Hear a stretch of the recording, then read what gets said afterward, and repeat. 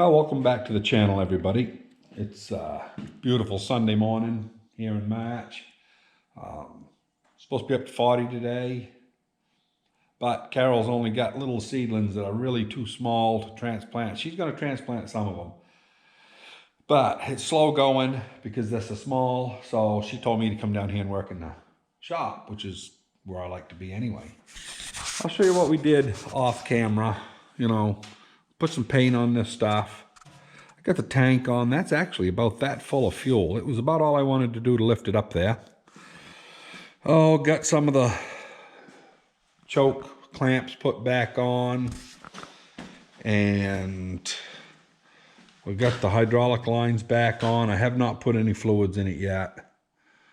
Still need a little more paint up here. I can see where I'm a little light, but yeah, I did a little bit of painting and stuff. I gotta sand this flange off. A lot of you people that don't like 6-volt starters and stuff, good contact between the starter and the housing is one of the biggest faults, and it'll ruin starters quicker than hell.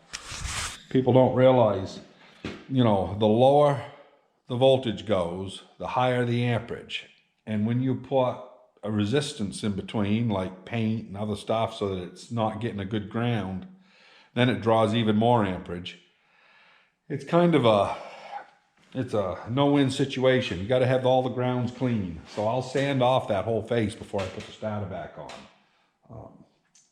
We've had a lot of big diesel engines and stuff in the past. You burn up starters and the guy says, well, you got that flange clean? You go back and look. No, it's been painted. And it's like, well, clean it. And all of a sudden, all your problems go away. So that can be a problem. I got a little problem. I'll show you what my problem is. I went to put the steering on yesterday. And this is my woodruf key. And I don't know if you can see that, but it is wore plumb out on the top. Oop, slippery too. Pretty smooth. It's a 3/16 by 1, which are not in the normal kits. Usually 3/16 only goes to 7/8. So this is a mongrel son of a gun. And if you go online, you can get them online, and they're anywhere from like $10 to $12, $13. I think I might have saw one in there for $9. I'm not paying $9 for a woodruf key that size. So I got a plan. I got this piece of steel over the back way, and that other end is not machined off or cut off. So anyway, this right here will fit on there pretty darn close. Now, the way I'm not full to the center, it may be a couple thousandths under, but I'm not worried about that. All the rest of the radius, is all right. So I'm going to go cut this here off in the chops, well, not the chop saw, the bandsaw. Stand this up in the mill, and I'm going to cut a slot between the top there that's about 3/16 of an inch deep.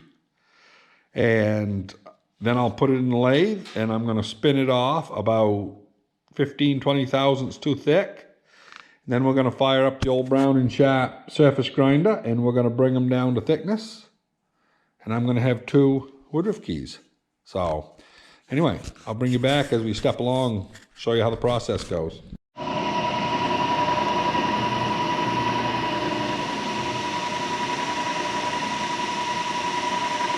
that right there.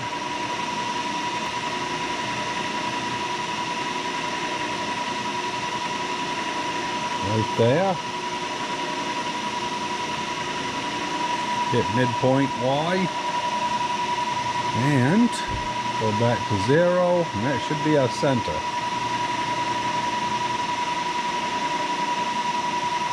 That right there should be it. We'll lock that.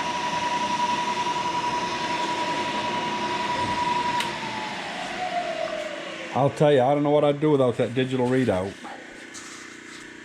When I locked it, it moved to thousandths. Not that it matters really, but what I'm doing here is pretty sloppy work. But I guess if you always head for 0, then what little bit we're off and the rest of it, that's half thousandths. That's good enough. Anyway, I'm going to change this out. I got to find a small end mill in amongst all of my stuff. Oh, that's pretty small. That's a nice small 1/8 inch, just what I want. I don't like using small end mills, but we'll give her a try.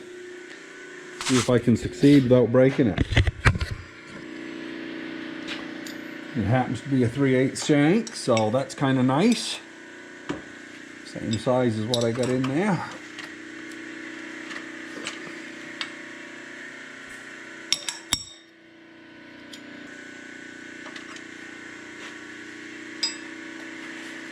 There, we'll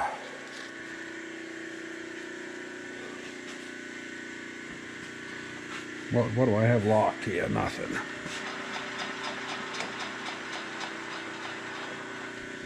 I'm going to go get a little bit of cutting oil. I'll go down, find zero, and I'm only going to take probably 10/1000ths to a pass, just because I'm not really sure what an 1/8 inch will handle.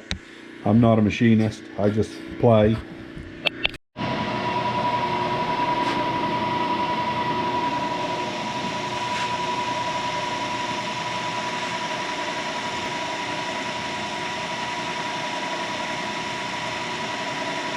Well, nothing's snapping yet, so that's good.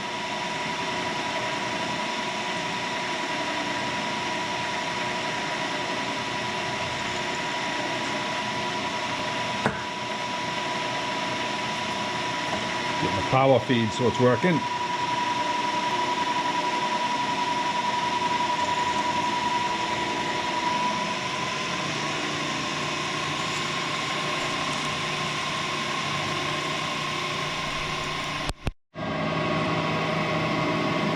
I think this is my last pass. I'm not sure.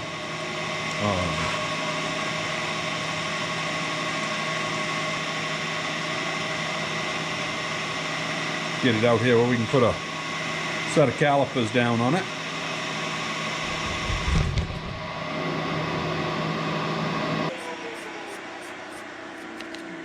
Now let's see here. How much is that burr sticking up?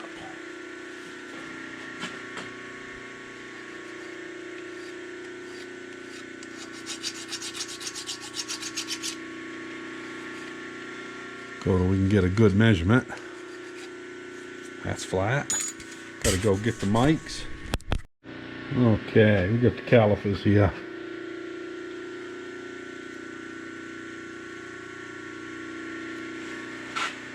And that's 231 thousandths. I only need 188, so we're good. I will take that out and put it in the lathe. Yeah, comes out just right.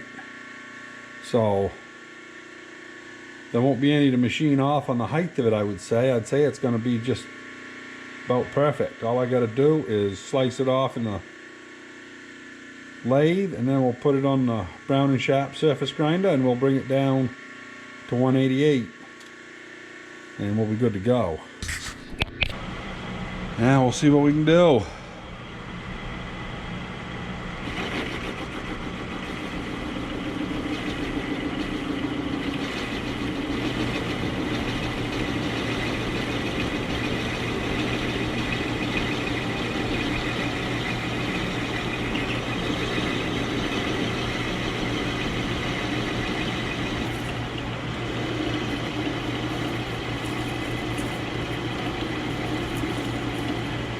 Who knows whether he's going to fly when they come off.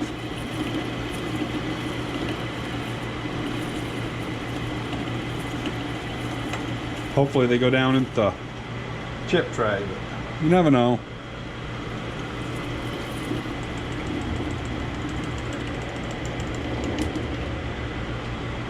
I think they went down, both of them.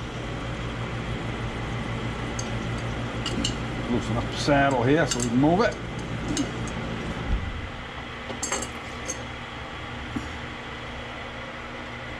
Shut this old girl off and get in there. I can see one of them. Oh yeah, I see the second one. Right there. A little on the warm side, but there's one. other one is right here. A little on the warm side. But that's not a bad thing. Got a bucket of water right here. We'll flip them right into it. Same thing, a few seconds in water and you're good to go. Yeah, almost finished woodruf key. So, I'll meet you over the other side. So, the profile is coming out perfect on these. That was a 1-inch piece of hot roll that all I did was mill the scale off in it. I turned the scale off. It only took about 5/1000ths off in it. And, well, you saw the rest of what I did. Quite a bit thicker, though. I'm not really sure how much thicker, but we'll see here. That one measures 188. And this is measuring 210. So, yeah, 210. I don't know if you can see that, but it's 210. So, we will go.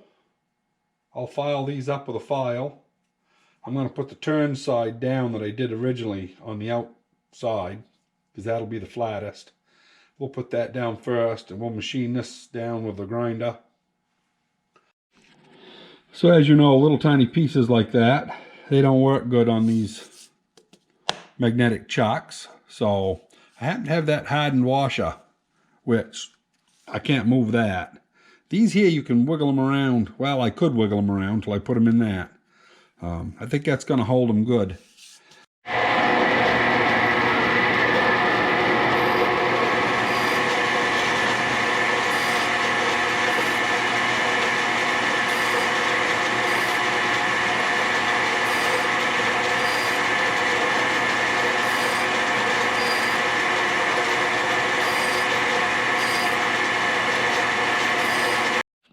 Well, as you can see, I got it in.